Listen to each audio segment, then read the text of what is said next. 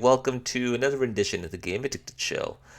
Little bit of a hiccup for those of you who checked me out yesterday, if you're in the YouTube world. Just know that I spent 1 hour talking to nobody. I had my mic muted the entire time, and I did not discover until the very end when I was wrapping up my stream. So, yeah, we got to do this all over again. Very fun. Looking forward to it. And the worst thing, let me adjust my camera here.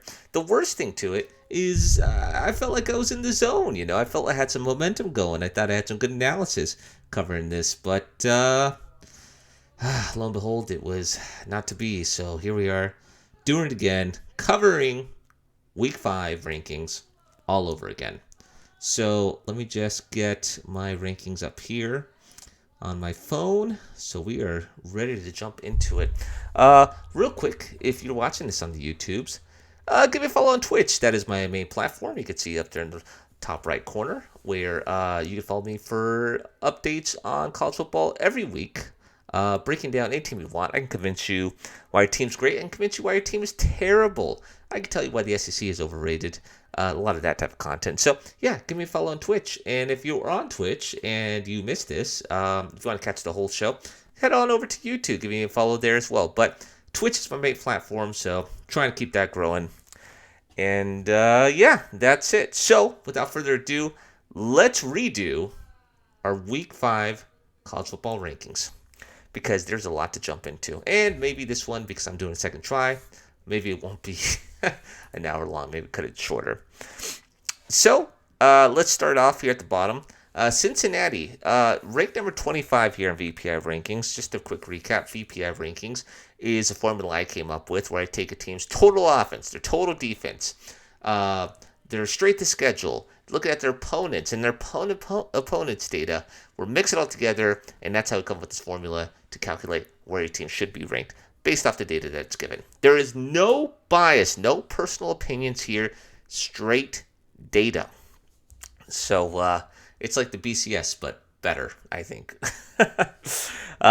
And if you're thinking, why would we listen to you? I mean, the BCS was a disaster. I'm like, yeah, but BCS was an interesting computation where it had a little bit of the looking at putting strength of schedule and looking at media rankings. Where with this, we're looking at strength of schedule, yes, but we're also looking at strength of production, which is your opponent's total offense and defense, looking at what they're producing. So a little bit different way of going about it. But Cincinnati, here in the rankings, ranked number 25. A team I'm usually high on in our AP polls. They're ranked number 7. So why the discrepancy? Well, this is why. As great as Cincinnati has been in every year that I've done this, the reason they're starting out so low, which, again, early in the season, they've only played 3 games, plenty of time to move up the rankings. They've beaten Miami of Ohio, a 1-3 team. A Division II school, which anytime you play an FCS school, when I'm doing this, I just label them as a Division II school. I treat them as winless teams, 0-12 teams, with the worst total offense and total defense. And so you gain absolutely nothing from playing these games against FCS schools. But if you lose against them, you get absolutely destroyed. So playing a Division II school, and then playing Indiana, which is a Big 5 or Power 5 conference, and 2-2, too early to know really much about Indiana. But look at the strength schedule, just horrendous, 125 currently. Strength of production, just as bad, 118. So that's why there's still such a discrepancy between Cincinnati in our VPI rankings here, in Cincinnati in our in the AP polls. Not our, but the AP polls. But really interesting case. Now here's a team that's really making some noise. Baylor. Baylor is actually ranked number 21. They were not ranked last week. They're ranked number 24 here. So pretty close in here. And ultimately what got them in there is being 4-0 and having a pretty big win against Iowa State. But looking at them overall, as good as Iowa State might be, they're 500. So if you're looking at the strength of schedule, like, well, Iowa State should boost that up. Like, again, strength of schedule, you're just adding up your wins and losses of your opponents and your opponent's opponents. So again, early on in the season, a lot of your opponents are playing also weak schedules against Division II schools. Maybe they have like one big game, but generally a lot of your weaker opponents are played early in the season, with the exception of, that one big game everyone tries to schedule. So looking at strength of production, that's why they're ranked at the bottom, which is where the AP poll has them. So pretty consistent there. It's interesting where you have two teams with really similar resumes, right? And not much difference between their strength schedule, strength production, where one is more or less where you think it'd be, and the other is much lower than where the AP polls has them, because the AP polls has Cincinnati number 7. So really interesting how that works out. Now let's talk about my favorite team, the UCLA Bruins. Massive Bruin fan. Beating Stanford, we don't have a good track record against them. I think in the past, the last time we beat them was 2007. I think we beat them again last year, and then this year. So I think we've only beat them like 3 times, right, in the last 14 years. It's some ridiculous. So it's good to go beat up on the Cardinal. Look at the difference here, and this is where this is going to come to play more as we go through these rankings. But I want to really point something out. Huge discrepancy between the previous two teams and a lot of the teams we're going to cover moving forward. Look at this. Strength of schedule, number 10. Strength of production, number 26. Yet they're 3-1, and the rankings are pretty close with the AP polls. The AP polls, it's interesting. They punished UCLA hard. They dropped them from 13 down to, 24, 11 spots. Now they moved up 4 spots in the AP polls. Now they're ranked number 20, here at 23, which I think is pretty consistent. But when you're looking at this, understand that as you play more games, let's say UCLA, wins, the next 7 games in a row, is now 10-1. Actually, let's say 6 games in a row. Easy math, right? So now they're 9-1. So right now, that Fresno State loss accounts for 25% of their loss data, right? Where let's say they win 6 in a row, and now out of the 10 games, they only lost 1 against Fresno State. That means that Fresno State only accounts for 10% of their data where they're getting hurt. So as you're going to see as the season goes on, collect more data, more teams are being played. UCLA would move the rankings if they continue to win, because that Fresno State loss is minimized more and more. Same thing with as Fresno State wins. What's interesting about this formula that I made up is that the stronger your opponent that you lose to, the less you're impacted in the rankings. Where, let's say, and to go to the other extreme, you lose to like UConn, right, which is right now the rank that's the bottom of here in the VPA rankings, probably bottom of everybody's list. And if you were to lose to UConn right now, you would actually get smashed in the VAPI rankings here, and also the AP polls everywhere.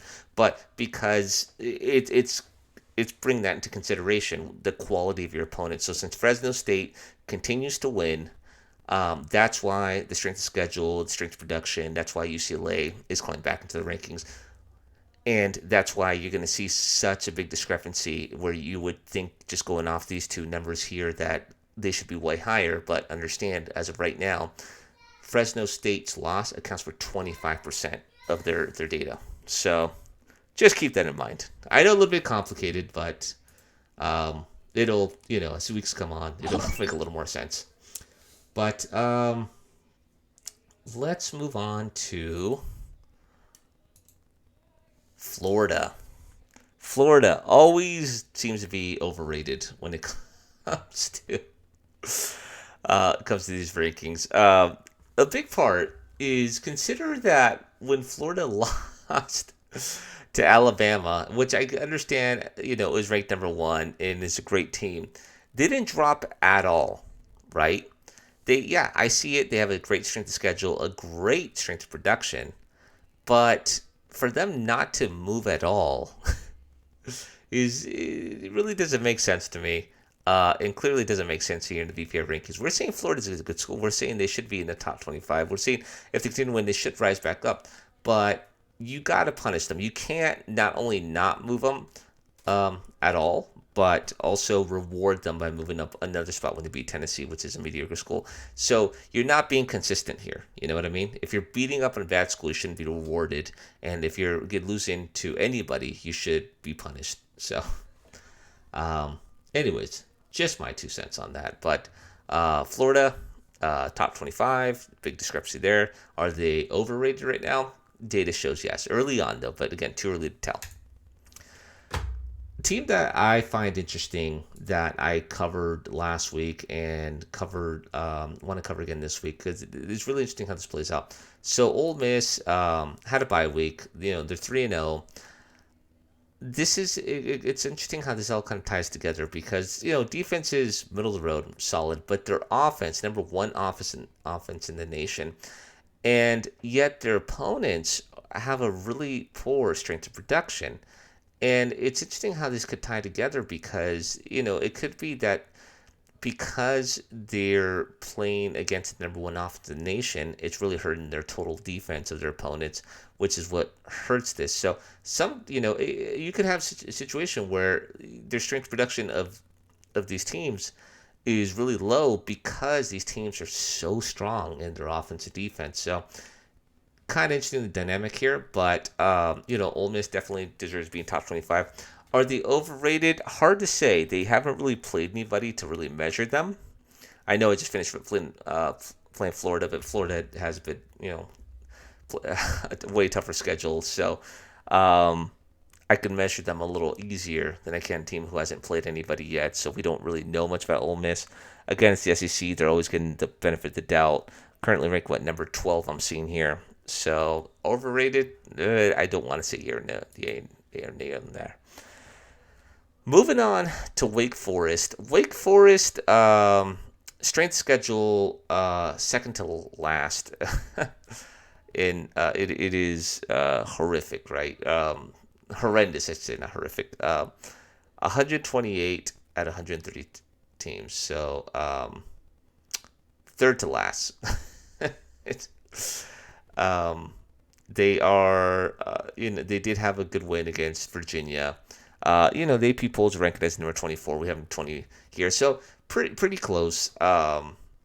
The ACC generally is a pretty weak conference. They're just really top heavy usually with one or two teams, and usually it's Clemson. Clemson, as you see, maybe ranked in top 25 in the AP polls, which I don't think should be the case at a 2-2 team right now.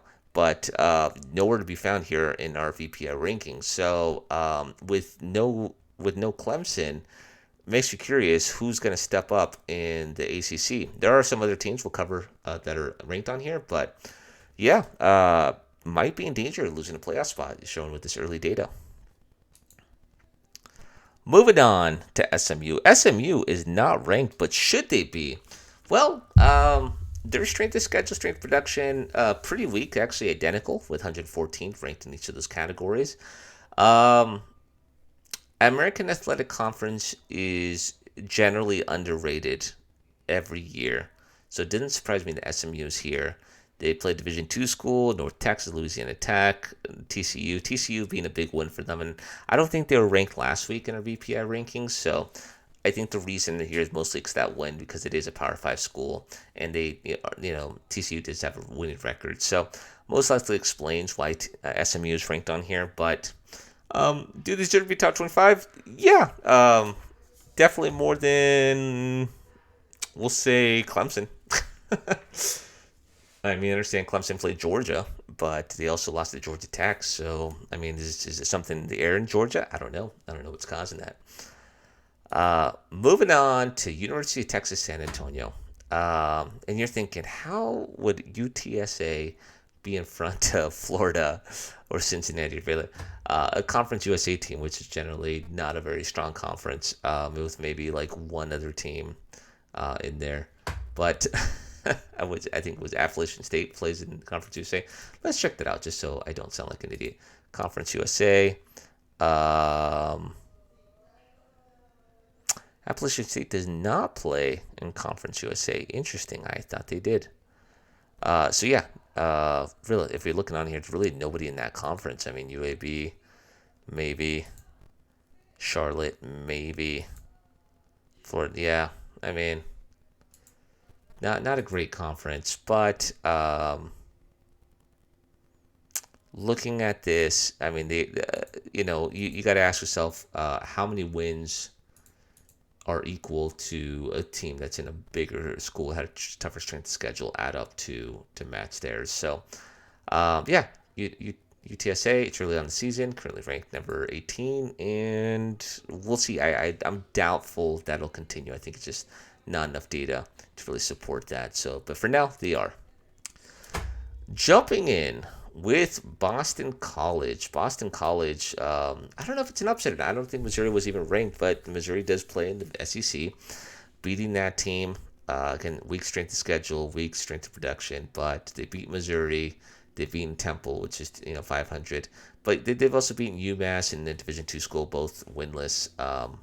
Division II schools are treated winless, and UMass is a winless school. So, yeah, not much to say here too early this season. I mean, they're ranked. Are they ranked in the AP polls? No, they're not. And I can see why. I think it's justified not to rank them. But here in the VPR rankings, this early on the season, they are ranked at number 17. Here's where it starts getting really interesting. And this really shows into, I think, some of the bias that exists with the AP polls and the playoff committee and all that. So you have Maryland, right? Maryland that is not ranked in our AP polls. And they beat West Virginia, right? West Virginia going on to be like Virginia Tech. I know West Virginia is 2-2, but still not a bad school. They beat Illinois, beat Penn State. Should be ranked, I think. Still want to see a little more out of them. I think their biggest win being West Virginia. But, no love for the Turtles. But I respect the Turtles. Was it Fear the Turtles, their whole saying? So, definitely deserving, I think, early on the season. We'll see. But I'm really only going based off the West Virginia win. But, again, look at the strength schedule, 116. Probably, if you had more data, probably wouldn't be held as high as they are, probably be in the bottom end of your rankings. So they should be ranked top 25. With this little data, I don't think they'd be as high as they are. Now, here's a team that continues to surprise me when they show up on here with Kentucky. But Kentucky doesn't have a bad record here. You look at them, they beat South Carolina, they beat Missouri. Yes, they played University of Louisiana Monroe. They played Division II school. But comparing them to a lot of our previous teams that we've covered here, specifically like Ole Miss, Kentucky has a better record than Ole Miss. Hell, they look better than Auburn based off their record here. Because one thing you'll find, and I'm going to pick on Auburn quite a bit when going over this, because this is really something diving into. So you're thinking, well, Auburn's in top 25 in the AP polls. Why aren't they in the top 25 here? Check out Auburn, right? No, that's LSU's. Auburn, yes, they had that one big game against Penn State that, they had a shot at winning, but ultimately lost. You take that game away, look at the remainder of their game, right? So if you were to swap, let's say, their strength, their schedule with Kentucky, do you think Kentucky would have a different record? Most likely have the same record. Look at this as well. Strength of schedule for Auburn, 88, right? Look at Kentucky, 82. Strength of production, 104 Kentucky. Auburn, keep going to LSU, 111. So overall, Kentucky having better strength of schedule, and put in the same scenario, they'd have the same record. So why would you have Auburn in top 25 but not Kentucky, who's undefeated, right? I know you played Penn State, but again, you lost that game. So I know it's an interesting way of looking at it. I just think you can make the case more for Kentucky being the top 25 than Auburn. That's really the point I'm trying to make here. So Wildcats should be on there. Really shows kind of the bias, I think. I think it's a really good example. We'll probably use Auburn as an example a lot. Here's another interesting one, right? Texas, coached by Seven Win Sark. I don't like Steve Sarkisian. Texas is not ranked in the top 25 because they got shellacked by Arkansas. But is that fair? Is that fair when you consider that of all the teams we've covered so far, they're ranked number 6 in strength of schedule, number 9 in strength of production. They played, I know they got whooped by Arkansas. They wasn't even close, but they beat a 3-1 Louisiana school. So Louisiana showing they're, even though they're playing a smaller conference, still being a good school. Rice is weak, of course. Texas Tech against 3-1. So with this strength of schedule and the production of these teams, putting out big numbers on offense and holding teams tight with their defense, why would you not have Texas in the top 25? And why would they not be ranked above all these teams that we've mentioned so far, right? If you point at one stat where you would go, what Texas did not deserve to be there. Now, I know immediately you're going to see the total defense. Hold on to that thought because we're going to cover a team later on that'll really prove my point. But everything else, Texas should be a top 25 school. There is no excuse why it shouldn't be. And you can't say it's a bias because Texas is a big name school. They play the Big 12. They are the face of the Big 12. So, yeah, it makes no sense to me. And you'll see a little more why. Staying with the Big 12 Conference, you have Oklahoma State. Oklahoma State actually is ranked. And let's see where they're ranked here. They're ranked. Is Oklahoma State not ranked? I could have sworn. Yes, they are. They're ranked number 19. They're 13 here. Not a big difference. Only 6 spot difference. A little ranked, a little higher here. Okay strength of schedule. Okay strength of production. Beat Kansas State, which is surprising a lot of people. Surprised me when they beat Stanford. Beat Boise State, which is always a tough team to play. Tulsa 1-3, and then a Division II school. So looking at all that, yes, Oklahoma State should be in top 25. We'll say they're a little underrated being at 19. Maybe should be a little higher, but we'll know that as we move on in the season. Now you're gonna probably get upset with me because you would say, why is Penn State dropping so much all the way to number 12 on here? Well, I'll tell you why. It's for one reason only. Look at who they just played, a Division II school with an FCS school, right? That combined with Wisconsin losing, looking at a 1-2 Wisconsin, 1-3 Ball State. You take away that Auburn game, yeah, it would make sense that they're 102 in strength of schedule. This game against Division II school is what kills you. So you have time to recover, but again, you are never rewarded in this formula for playing FCS schools. Strength production, solid, right in the middle of the road. But this is the reason why they drop so much. So, if you schedule weak, you're going to get punished for it. That's how this formula works. Next, we're going to look at Oklahoma. Oklahoma is an interesting case because they are undefeated. Their strength of schedule is absolute garbage, right? 110 so far. They had a big win over West Virginia. But taking this data aside, what's interesting is that, they've had close calls against Tulane, should have lost against West Virginia. And I was saying this yesterday when the recording that I was missing, my mic for, but the fact that they play, still going to have to play Texas, they still have to play Oklahoma State, still have to play Baylor, I think it's highly probable that Oklahoma, as ranked high as they are in the AP polls, could walk out this season with 2 or 3 losses. There's nothing really to convince me that they deserve to be a top 10 team or that they'll even finish this season in the top 10. Maybe because the AP polls just like them in general, but the stats don't support that. And what I've been seeing in the field from them really doesn't support that either. So it really surprises me that they're ranked as high as they are in the AP polls.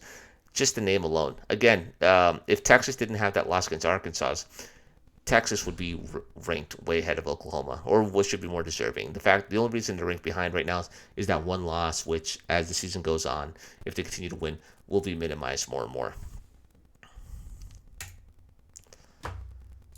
Moving on to Michigan State, back with the Big Ten. 4-0. Solid strength of schedule, I guess, 92, really on the back end.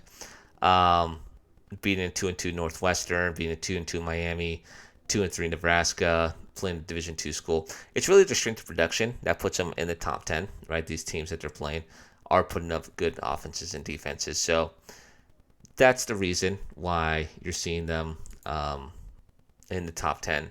Does deserve to be there compared to where they're ranked? And let me see where they're ranked right now. Number 17. Yeah, I think it's not enough data early on, but yeah, somewhere between 17 and 10 was probably where they deserve to be. But always a good team. Oregon. If you've been following me, you might have seen, I think it was a week or two ago, Oregon was actually ranked number 1, and they dropped to number 9.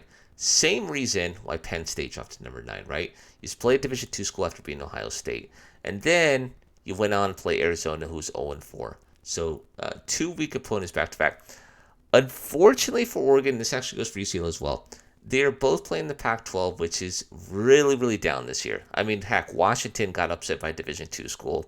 Colorado's blowing the easiest layup with Texas A&M, who lost their starting quarterback, who had a freshman quarterback, and then had that freshman quarterback get injured and put their backup in, and still found a way to lose that game. There so many chances, and it just it's an absolute disgrace. And I know there's been some other teams that are struggling, but Oregon really is getting punished for this. I think that, as they continue to rack up wins, they got UCLA in about 3 or 4 weeks. I believe, about 4 weeks from now.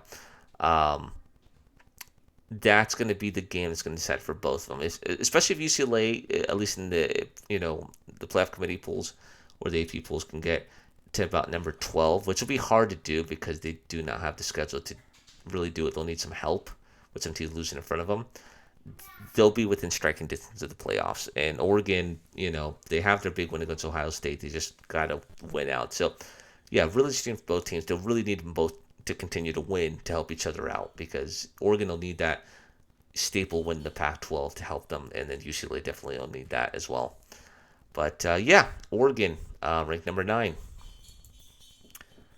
The team that everybody believes should be ranked number 1, team that really had to climb, at least in the VPI pools, to really even get in the top 25, let alone now up all the way to number 8, with Alabama.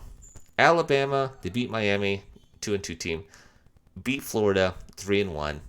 But they played Division II school, and they played against Southern Mississippi. That's why the strength of schedule is so low. Strength of production, really good, though, which is interesting. So we're saying that, yes, their schedule is on the weekend, but the production of those teams that they're playing is on the high end. So are they deserving being number 1? We'll make an argument in just a minute. And this is where the fun begins. And this one is going to require quite a bit of explaining. And you'll see why in a minute. Army. Why would there ever be a situation where Army would not only be a top 10 team, number 7, but also be ranked ahead of Alabama? How would a team that played every team with losing records, hell, even a winless UConn team, be ranked ahead of Alabama? This is going to take some explaining. So as I mentioned earlier, when you're playing these games, when you're calculating this, you're looking at your opponent's data, right? Bad opponents, but also your opponent's data. And the thing is, your opponent's data accounts for 1/3 of the calculation here for the VPI rankings. So a lot of these teams are playing really strong opponents. So a big part of why they have these records is based off their opponent's data. So that actually all ties back into Army's calculation here. So because they're undefeated, because all these teams are playing strong non-conference schedules, that all ties into this calculation, which I know is going to come as complete BS. It's too early in the season. There's not enough data for me to really prove this, but because of the strength of schedule being higher than Alabama, right? 45, where Alabama was 83. And a big part of that is because they played Division II school. That hurts them bad. Where UConn is the worst school, that's not a FCS school, right? The bottom. But they are considered better than FCS school. Even if they lost to them, according to this calculation, they are. But like we're talking barely, right? You consider all of that. That's why Army is ranked ahead. And again, I know it makes zero sense right now, and I'd have to like calculate it in the background for you guys to see. But the math is there, and you just got to go with trust me, bro. It's gonna be one of those moments. I know, craziness, absolute lunacy to ever do this, but yeah. Um, Now let's talk about another team. You going BYU? How are the Mormons ahead of Alabama? Well, let me tell you this: it's insensitive to address them that way. Second, BYU is really interesting, and I want you to look at this schedule. Right? Yes, they beat South Florida, not a good team, but a South Florida playing the American Athletic Conference, which is the best conference outside of Power Five. Right? It'd be the next in line. So the reason I mentioned that, look at the first three games. Yes, Arizona's winless, but they beat Utah, which is always a good team. Remember, Utah was in the position to make the playoffs 2 years ago had they not gotten just smoked by Oregon in the Pac-12 championship game. They're ranked number 5, had a real shot to make it into the playoffs that year, right? They beat a 3-1 Arizona State team. And look at the remaining schedule. I'm going to pull it up right now. They still have Utah State, right? I don't know how Utah State's going to be. But they have Boise State, always tough opponent. Then they have Baylor, who again is top 25 here, and could continue to rise, right? They have Washington State, which I know is weak, but does play in a Power 5 school. Virginia, another Power 5 conference school. And they finished off the season against USC.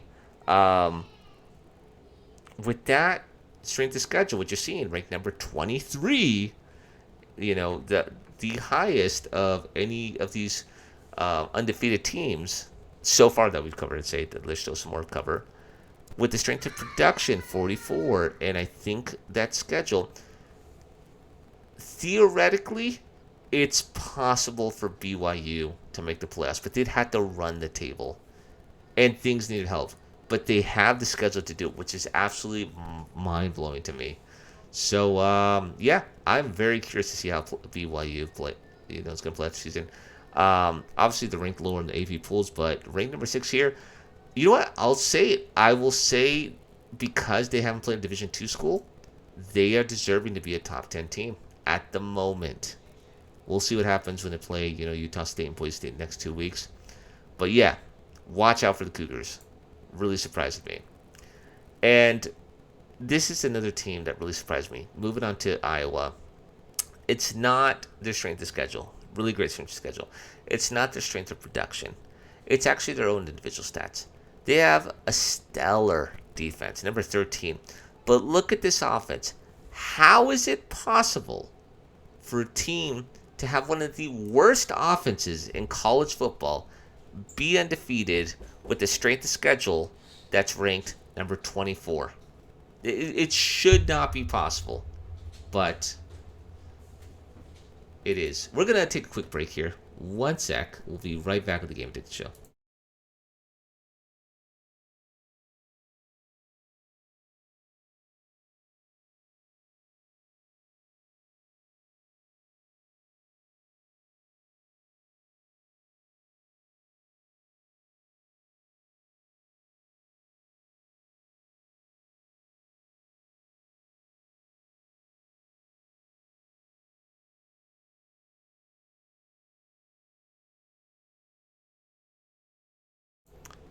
Quick break, and we are back. We are down to our last 4. I just covered Iowa. Really interesting how they got there. Moving on to Georgia. Georgia plays in the SEC. I think they're number 1 last week. Playing Vanderbilt, really just got hurt because they played the worst team in their conference. But other than that, great strength schedules, great strength production. Definitely deserving to be, a top 4 team. Definitely deserving to be in the playoff conversation right now. We'll see how they face against Alabama later in the season. Great shot for the Bulldogs. So not much more I want to say on them. Moving on to number 3, Notre Dame. Notre Dame's interesting because they just beat Wisconsin in a game that the final score would make you believe was a blowout, but really that game was really close. It was just a absolute collapse by Wisconsin, but a ton of turnovers in the fourth quarter, which really explains that. But they're 4-0, it might be a little overrated in this area, but we'll see how the season plays out for them. There's still a lot of football to play left. Um, I'm doubtful, from what I see Notre Dame, that they'll continue to be ranked this high at the VPI rank. So we'll need more data on them. Moving on to number 2, team that might surprise be as high as they are, is with Arkansas. But look, Arkansas beat a team I was just raving about earlier, even though I don't like Texas or 7-win Sark. They beat Texas. They beat Texas A&M, which was 3-0 going into this game. They have a number 12 strength of schedule. They have number 35 strength of production. Look at their total defense, their total offense. Great numbers all around. Yeah. And again, it goes to the bias of the AP polls. Why wouldn't you consider Arkansas a higher ranked team than they currently are? Definitely deserve to be in the conversation more than some of the other SEC schools. So yeah, early on, it's Arkansas is looking really great. We'll maybe they'll fall apart. I don't know, but first 4 games definitely deserve to be a top 10 school. Now here's a team that's probably we'll finish off strong because I got to wrap this up. Michigan. Why are they ranked number 1? Why, especially when you're looking at the AP polls and you're saying Michigan has no business being in the top 10. They're ranked number 14 in the AP polls. You have to look at the fact that they haven't played Division II school. You have to look at the fact that they play in the Big Ten Conference, ranked number 8th in strength schedule, number 6 strength production. These teams that they're playing is serious business. Even Washington, who lost to Division II school, but nonetheless, playing a really tough strength of schedule, putting a solid total offense, total defense. That's why the Wolverines are ranked number 1 this week. Sorry to wrap this up so quickly, guys. I want to thank you all for watching. Give me a follow here on Twitch. Give me a sub on YouTube. But really Twitch. If you got to do one, do Twitch. This is the Game Addicted Show. Shorter show today. And sorry to hurry up the line here, but we got to get going. Follow me for more in-depth analysis of college football. We'll be back next week covering Week 6. Thank you all for watching, and I will see you all next time. Good night, everybody.